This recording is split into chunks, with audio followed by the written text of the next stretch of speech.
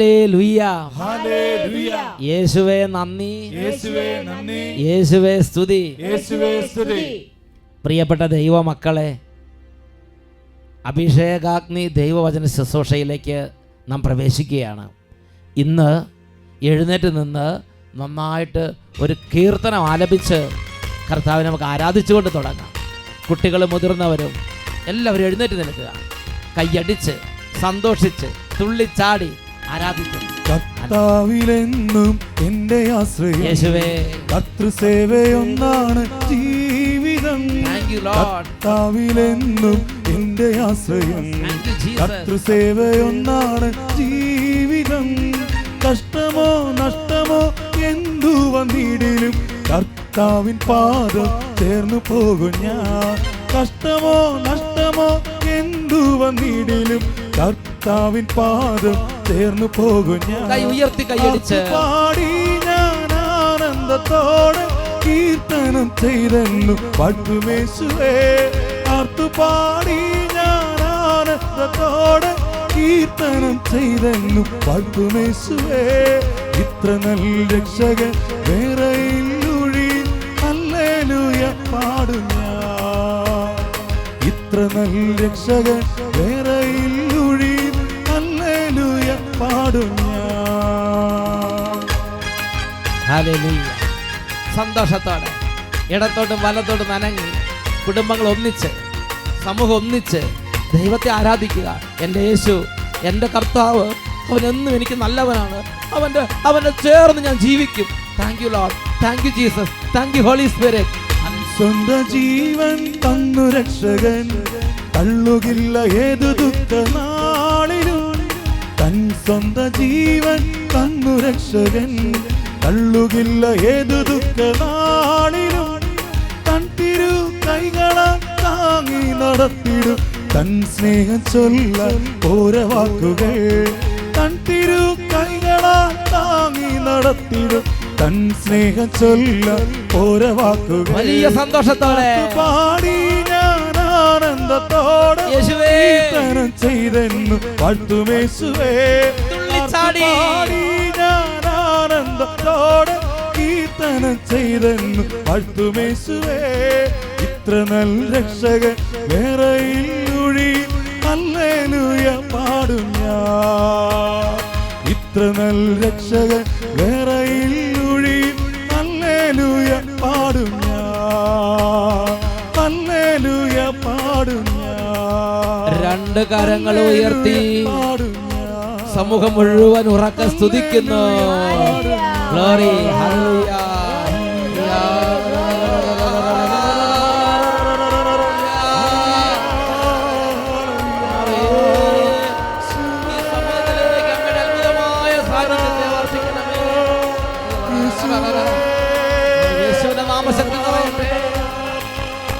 യേശുവിന്റെ അതിശയ ശക്തിയാൽ രോഗികൾ ഇപ്പോൾ സൗഖ്യം പ്രാപിച്ചു.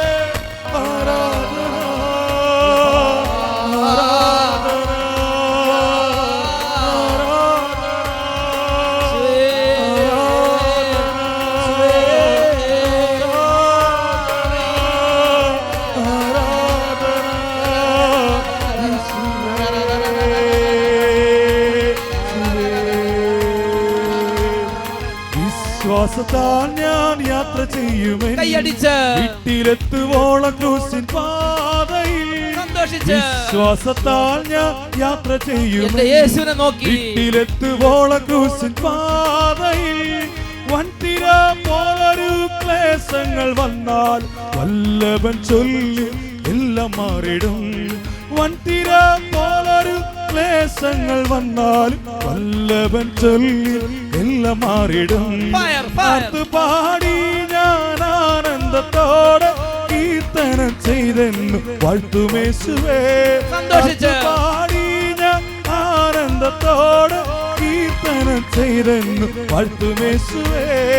ഇത്ര നല്ല രക്ഷകൻ വേറെയില്ലൊഴി, ഹല്ലേലൂയ പാടും ഞാൻ. ഇത്ര നല്ല രക്ഷകൻ വേറെയില്ലൊഴി, ഹല്ലേലൂയ പാടും ഞാൻ. ഹല്ലേലൂയ പാടും ഞാൻ. ഒരിക്കൽ കൂടെ കരങ്ങൾ ഉയർത്തി കർത്താവിന് ഹൃദയം സമർപ്പിച്ച് ഒരിക്കൽ കൂടെ സ്തുതിക്കുന്നു. Hallelujah. Thank you Lord. Thank you Jesus. Thank you Holy Spirit. We worship you Lord. You are here. We accept you Lord as our Lord, as our Redeemer, as our Savior. Thank you Lord. Oh Lord, you are my Creator. You are my Redeemer. My love. I worship you. Thank you.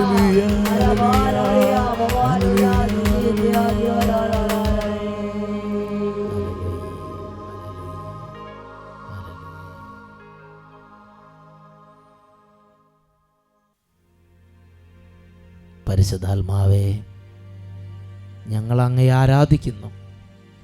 വചനങ്ങളുടെ ആഴങ്ങൾ ഞങ്ങൾക്ക് വെളിപ്പെടുത്തി നിത്യജീവനിലേക്ക് ഞങ്ങളുടെ ജീവിതങ്ങൾ അടുപ്പിക്കണമേ. Praise the Lord. Praise the Lord. Hallelujah. Hallelujah. എല്ലാവരും അവരവരുടെ സ്ഥാനങ്ങളിൽ ഇരിക്കുക. ദൈവവചന ശുശ്രൂഷയിലേക്ക് നാം പ്രവേശിക്കുകയാണ്. ഒന്ന് ഉച്ചത്തിൽ പറഞ്ഞേ ഹല്ലേലൂയ. എല്ലാ കുട്ടികളും ഒന്നും കൂടെ, all children please with a little more voice, louder please. Hallelujah. Hallelujah. Fire. Praise the Lord. Praise the Lord.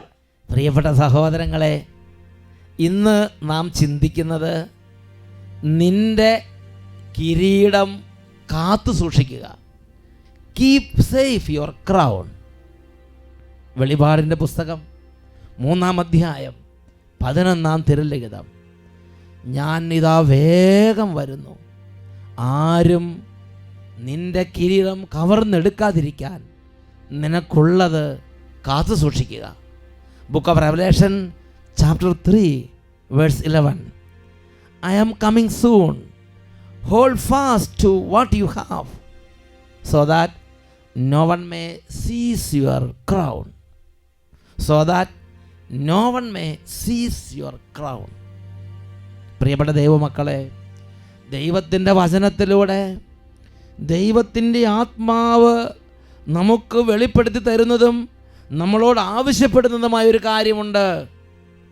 എനിക്കും നിങ്ങൾക്കും സ്വർഗത്തിൽ നൽകപ്പെട്ടിരിക്കുന്ന കൃപകൾ, എനിക്കും നിങ്ങൾക്കും ഉള്ള ദൈവിക നന്മകൾ, പൂർവ്വപിതാവായ ജോസഫിന് അവൻ്റെ അപ്പൻ അവന് നൽകിയ മനോഹരമായ പുറങ്കുപ്പായം പോലെ സ്വർഗസ്ഥനായ എൻ്റെ ദൈവം എനിക്ക് നിങ്ങൾക്ക് നൽകിയിരിക്കുന്ന ഓരോ പുറങ്കുപ്പായങ്ങൾ, വിശുദ്ധിയുടെ വസ്ത്രങ്ങൾ, വിശ്വാസത്തിൻ്റെ അഭിഷേകങ്ങൾ, ഓരോ കിരീടങ്ങൾ, ഓരോ ദൈവിക നന്മകൾ, ഇത് കവർന്നെടുക്കാൻ ഒരു ശത്രു, ദുഷ്ടനായ പിശാച് എനിക്കും നിങ്ങൾക്കും എതിരെ കൗശലപൂർവ്വം പ്രവർത്തിക്കുന്നുണ്ട് എന്ന് ദൈവവചനം നമുക്ക് മുന്നറിയിപ്പ് തരികയാണ്. അതുകൊണ്ട് ദൈവവചനം പറയുകയാണ്, നിനക്കുള്ളത് നീ കാത്തു സൂക്ഷിക്കണം. ചിലപ്പോൾ ഒരു കൊന്ത ചെല്ലാനുള്ളൊരു കൃപയായിരിക്കും, അത് നീ കാത്തു സൂക്ഷിക്കണം. ചിലപ്പോൾ അഭിഷേകത്തിന് വചനം കേൾക്കാൻ വേണ്ടിയുള്ള ഒരു അഭിഷേകമായിരിക്കും, അത് നീ കാത്തു സൂക്ഷിക്കണം. നീ നഷ്ടപ്പെടുത്തരുത്. നിനക്കുള്ള ദൈവിക നന്മകൾ നീ നഷ്ടപ്പെടുത്തരുത്. ഒരു പക്ഷേ ഞായറാഴ്ച പള്ളിയിൽ പോകാനുള്ളൊരു കൃപയായിരിക്കും, അത് ദൈവം തന്ന വലിയൊരു ഗിഫ്റ്റാണ്, അത് നഷ്ടപ്പെടുത്തരുത്. അത് കവർന്നെടുക്കാൻ വേണ്ടി നിനക്ക് ചുറ്റിനും കൗശലമൊരുക്കി പ്രവർത്തിക്കുന്ന ഒരു ശത്രു, ദുഷ്ടനായ സാത്താൻ ഉണ്ട് എന്ന് ദൈവവചനം നമുക്ക് മുന്നറിയിപ്പ് നൽകുകയാണ്. ഒന്ന് ഉച്ചത്തിൽ പറഞ്ഞേ ഹല്ലേലൂയ, ഹല്ലേലൂയ. പ്രിയപ്പെട്ട സഹോദരങ്ങളെ, ഒരു കൊച്ചു പൈതലിനെ ഞാൻ ഈ ദിവസങ്ങളിൽ പരിചയപ്പെട്ടു. അവൻ ബാംഗ്ലൂർ പട്ടണത്തിൽ നിന്ന് അട്ടപ്പാടിയിൽ വന്നതാണ്. അവന് ദൈവം കൊടുത്തൊരു കൊച്ചു കിരീടം. There was a little boy with a small divine crown, with a divine gift. അവൻ അഭിഷേകാഗ്നിയിൽ കണ്ട് പ്രാർത്ഥിക്കുക. എൻ്റെ പേര് മാർട്ടിൻ, ഞാൻ ബാംഗ്ലൂരിൽ നിന്ന് വരുന്നത്. ബാംഗ്ലൂരിൽ നിന്ന് മാർട്ടിൻ ചേട്ടന് കുടുംബം. എൻ്റെ മോൻ്റെ ഈ കൈയുടെ ഇവിടെ ആയിട്ട് ഒരു അരിമ്പാറുണ്ടായിരുന്നു. അപ്പോൾ അത് ഡോക്ടറെ കാണിച്ചു മരുന്ന് കഴിക്കുമ്പോൾ അത് വലുതായി വരുമായിരുന്നു. അപ്പം ഇവൻ അഭിഷേകാഗ്നി കാണും എന്നും. അവിടെ 8:30 സൺഡേ അഭിഷേകാഗ്നിയുടെ ചാനലിൽ കാണും. അത് കണ്ടുകൊണ്ടിരിക്കുമ്പോൾ ഇവന് TV-യുടെ അടുത്ത് പോയിട്ട് ഈ കൈ ഇങ്ങനെ മുട്ടിച്ച് വെച്ചിട്ട് പറയും, നാളെ ഇത് ഉണ്ടാവാൻ പാടില്ലിട്ട് കർത്താവേ, നാളെ ഇത് മാറ്റണം. എൻ്റെ കയ്യിലിത് ഭയങ്കര എനിക്ക് ഡിസ്റ്റർബൻസ് ആണ്, അപ്പോൾ എനിക്ക് നാളെ ഇത് ഉണ്ടാവാൻ പാടില്ല, ഇത് എടുത്ത് മാറ്റണം എന്ന് പറയും അവൻ എപ്പോഴും. ഷാലോം ചാനലിൽ അഭിഷേകം നടക്കുമ്പോൾ ഇവന് ഭയങ്കര വിശ്വാസം ഈശോ ഇവൻ്റെ ഹൃദയത്തിലേക്ക് അങ്ങോട്ട് നിറച്ചു. അപ്പോൾ ഇവൻ ഈശോയുടെ അടുത്ത് ഇതിങ്ങനെ കണ്ടോ, ഈ കൈമുട്ടിൻ്റെ ഈ ഭാഗത്തല്ലേ ഇവിടെ, ഈ ഭാഗത്ത് ഇവിടുത്തെ ഇത് നോക്കി ഈശോയെ വലിയൊരു അരിമ്പാറ, ഇതെനിക്ക് എടുത്താൽ പൊങ്ങാത്ത ഇതാണ്, ഇത് മാറ്റി തരണമെന്ന് പറഞ്ഞ് ഇവനിങ്ങനെ ആ ടി വിയിൽ മുട്ടിച്ച് നാളെ രാവിലെ അത് കാണരുതെന്ന് പറഞ്ഞ് വിശ്വസിച്ച് അങ്ങോട്ട് പ്രാർത്ഥിക്കും. അപ്പോൾ ഓരോ ഡോക്ടറെ അടുത്ത് പോകുമ്പോഴും ഇങ്ങനെ പ്രാർത്ഥനയുണ്ട്, ഡോക്ടറെ അടുത്ത് പോവുകയും ചെയ്യും. അതായത് ഞായറാഴ്ച രാത്രി പ്രാർത്ഥിക്കും, തിങ്കളാഴ്ച രാവിലെ കാണരുതെന്ന് പറഞ്ഞ് പ്രാർത്ഥിക്കും, എന്നിട്ട് തിങ്കളാഴ്ച രാവിലെ എഴുന്നേറ്റ് നോക്കും, വീണ്ടും അരിമ്പാറ അവിടെ ഇരിക്കും. പക്ഷെ അവനെ നിർത്തില്ല, പിറ്റേ ഞായറാഴ്ച പിന്നെ ഇത് തന്നെ പറയും, പിറ്റേ ഞായറാഴ്ച വീണ്ടും പറയും കർത്താവ് നാളെ രാവിലെ ഇത് കാണരുത് കേട്ടോ എന്ന് പറഞ്ഞ് വീണ്ടും പ്രാർത്ഥിക്കും. പിറ്റേ ഞായറാഴ്ച തിങ്കളാഴ്ച വീണ്ടും അത് കാണും.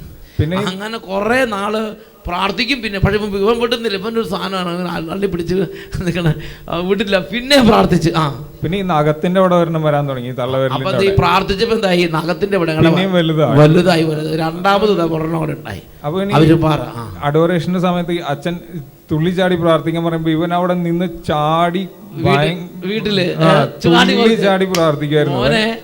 പിന്നെ അഡോറേഷൻ കഴിഞ്ഞാൽ അങ്ങനെ അവൻ അവിടെ കമന്ന് വീണ് കിടക്കും.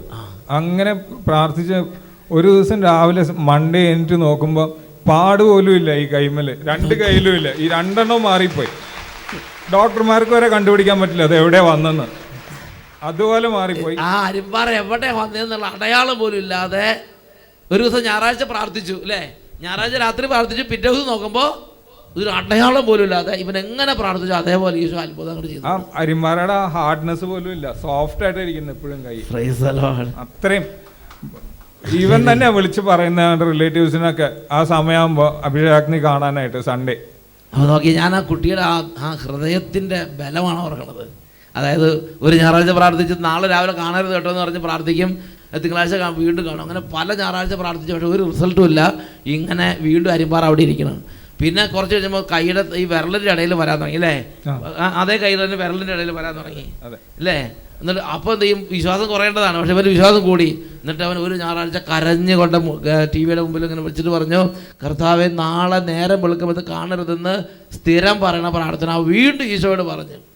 പിറ്റേ ദിവസം നേരം വെളുത്ത് തിങ്കളാഴ്ച വന്ന് നോക്കുമ്പം ഇവൻ എന്ത് പ്രാർത്ഥിച്ചു അതേപോലെ ഒരു എവിടെ ആയിരുന്നു അന്ന് അറിയാനുള്ള അടയാളം പോലും ഇല്ലാതെ പരിപൂർണ ഹീലിംഗ് കൊടുത്ത് കർത്താവ് അനുഗ്രഹിച്ചു.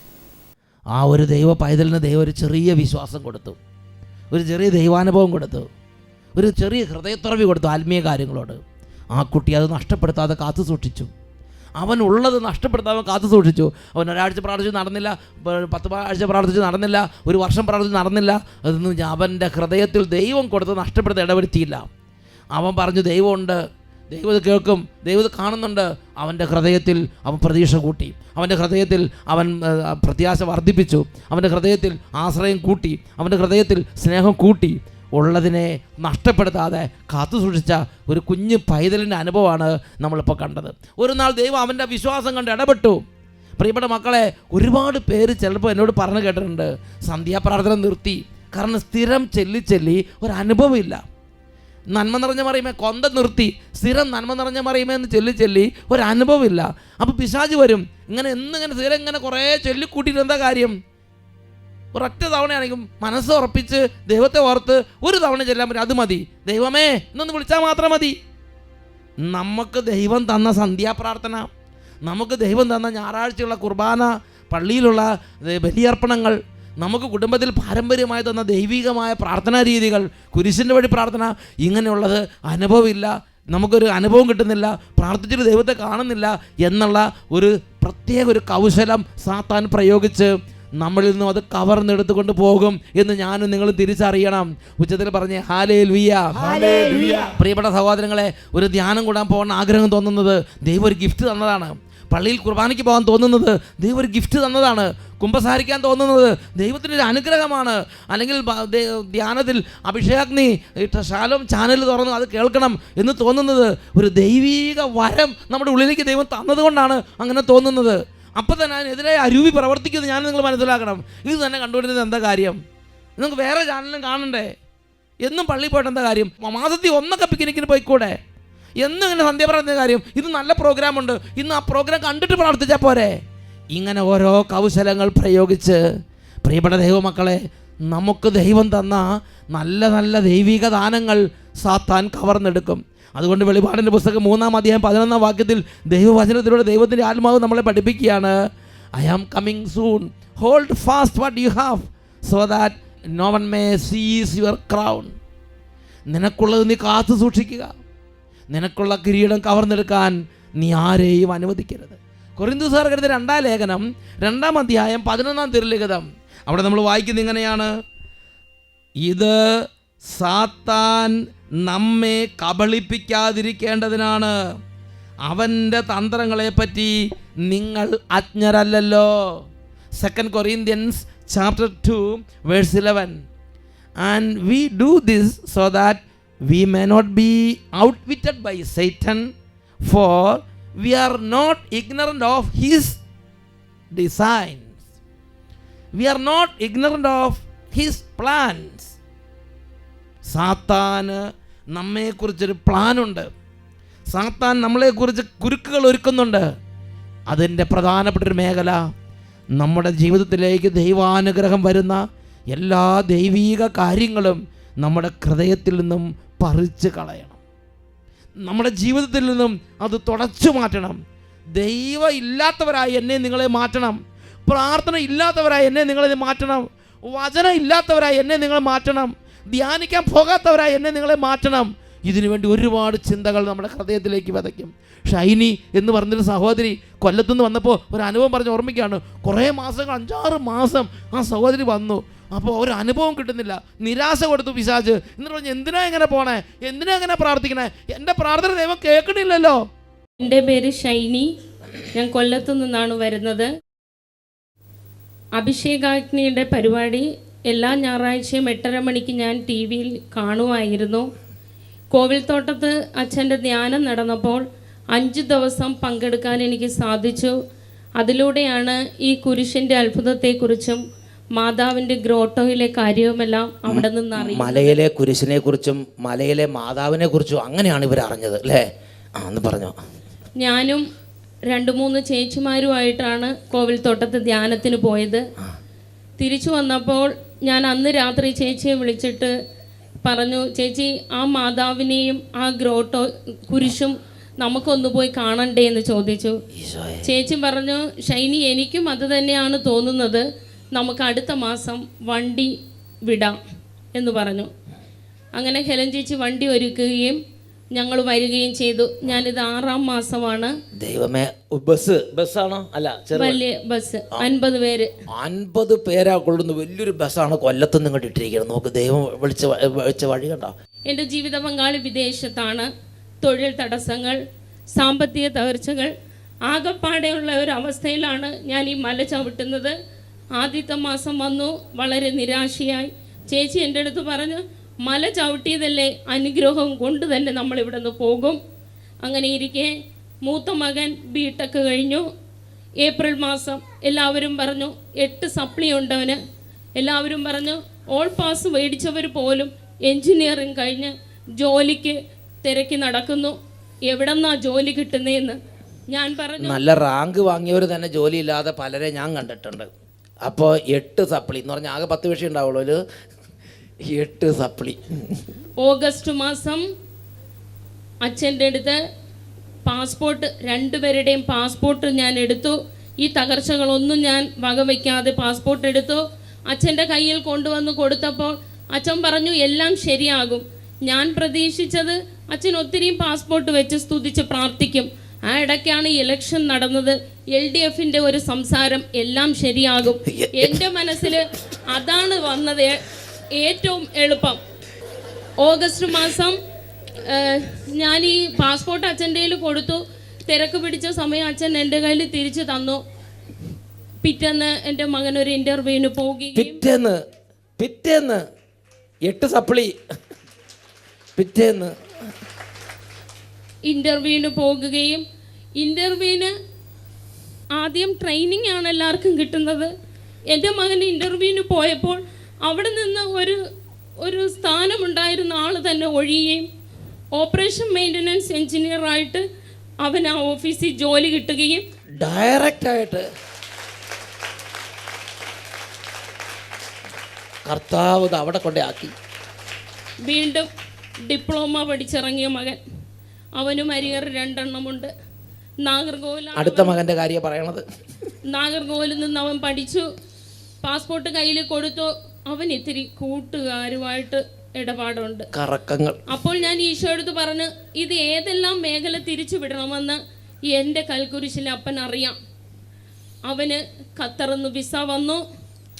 സെപ്റ്റംബർ 12-ാം തീയതി എൻ്റെ മകൻ ഖത്തറിൽ പോയി.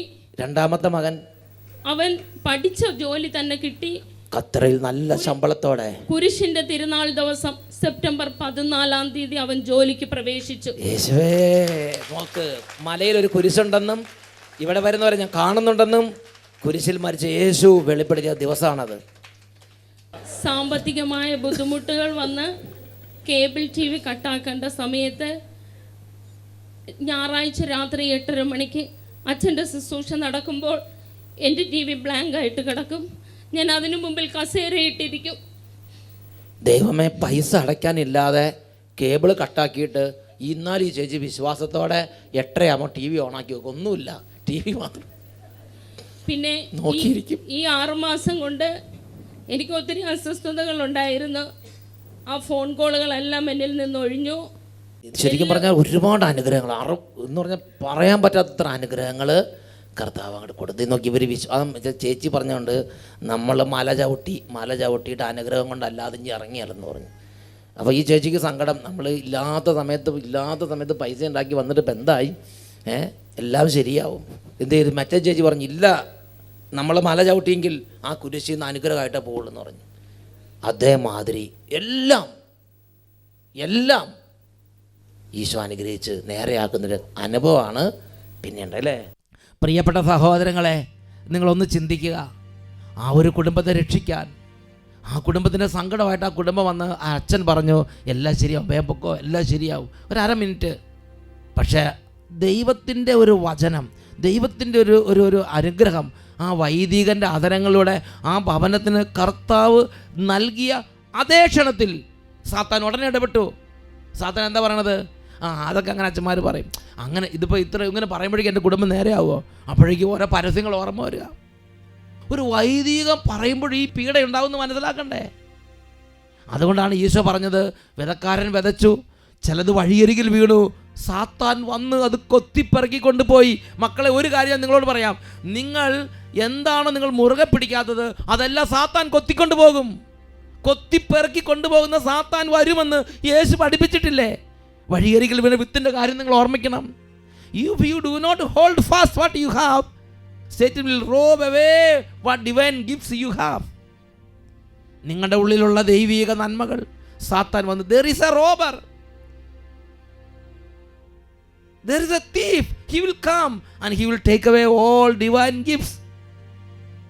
ഉച്ചത്തിൽ പറയാ ഹല്ലേലൂയ, ഹല്ലേലൂയ, ഹല്ലേലൂയ, ഹല്ലേലൂയ. വിശുദ്ധ ലൂക്കായുടെ സുവിശേഷം 22-ാം അധ്യായം 31-32 വാക്യങ്ങളിൽ യേശു ശിമയോൻ പത്രോസിനോട് പറഞ്ഞു, ശിമയോൻ, ശിമയോൻ, ഇതാ സാത്താൻ നിങ്ങളെ ഗോതമ്പ് പോലെ പാറ്റാൻ ഉദ്യമിച്ചു.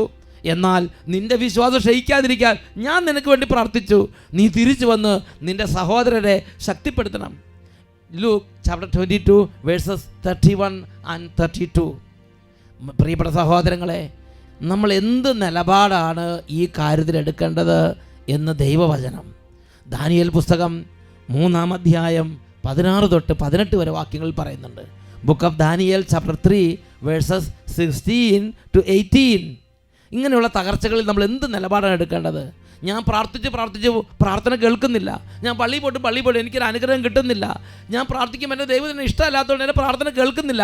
ഇങ്ങനത്തെ ഒരുപാട് ദുരുപദേശങ്ങൾ സാത്താൻ തരുമ്പോൾ, ഞാൻ പ്രാർത്ഥിച്ചിട്ടും ഞാൻ വിളിച്ചിട്ടും ദൈവം എന്നെ ശ്രദ്ധിക്കുന്നില്ല, അതുകൊണ്ട് ഇനി പ്രാർത്ഥിക്കണ്ടെന്നുള്ളൊരു പീഡ എന്നെ നിങ്ങളും ഗ്രസിക്കുമ്പോൾ നമ്മൾ വായിക്കേണ്ട ഒരു വചനഭാഗമാണ് book of Daniel chapter 3 verses 16 to 18.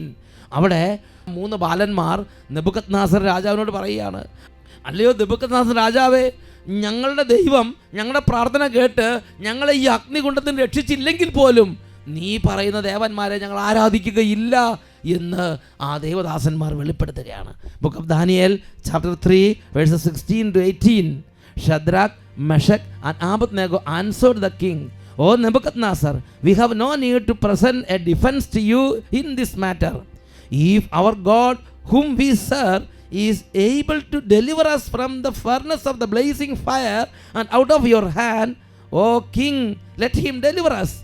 But if not, be it known to you, O King, that we will not serve your gods and we will not worship the golden statue that you have set up. ഞങ്ങൾ ഞങ്ങളുടെ ജീവിക്കുന്ന ദൈവത്തെ ആരാധിക്കുമെന്നും ഈ ദൈവത്തെ ഉപേക്ഷിക്കില്ലെന്നും ആ 3 ബാലന്മാർ ആ മരണത്തിന് മുമ്പിൽ നിന്ന് പ്രഖ്യാപിക്കുന്നതാണ് ഈ ദൈവവചന ഭാഗങ്ങളിൽ കാണുന്നത്. പ്രിയപ്പെട്ട ദൈവമക്കളെ, ഈ നിമിഷങ്ങളിൽ നമുക്ക് എഴുന്നേറ്റ് നിന്ന് പരിശുദ്ധ കുർബാനയുടെ ആരാധന എഴുന്നള്ളിച്ച് വെച്ച് ജീവിക്കുന്ന ദൈവത്തിൻ്റെ ആത്മാവിൻ്റെ ഒരു അഭിഷേകത്തിന് വേണ്ടി നമുക്ക് പ്രാർത്ഥിക്കാം.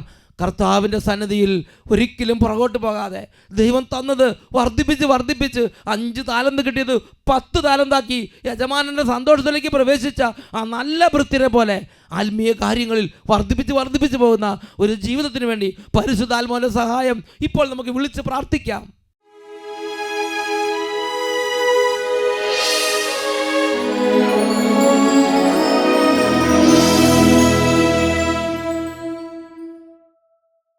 പ്രിയപ്പെട്ട സഹോദരങ്ങളെ, കർത്താവ് എഴുന്നള്ളിയിരിക്കുന്ന ഈ സമയത്ത് മുട്ടുമേൽ നിന്ന് 2 കരങ്ങൾ ഉയർത്തി എത്ര ഉച്ചത്തിൽ അവിടുത്തെ വിളിച്ചപേക്ഷിക്കാമോ അത്രയും ഉച്ചത്തിൽ സ്വർഗത്തിൽ നിന്നുള്ള അത്ഭുതമായ ബലത്തിന് വേണ്ടി നമുക്ക് പ്രാർത്ഥിക്കാം.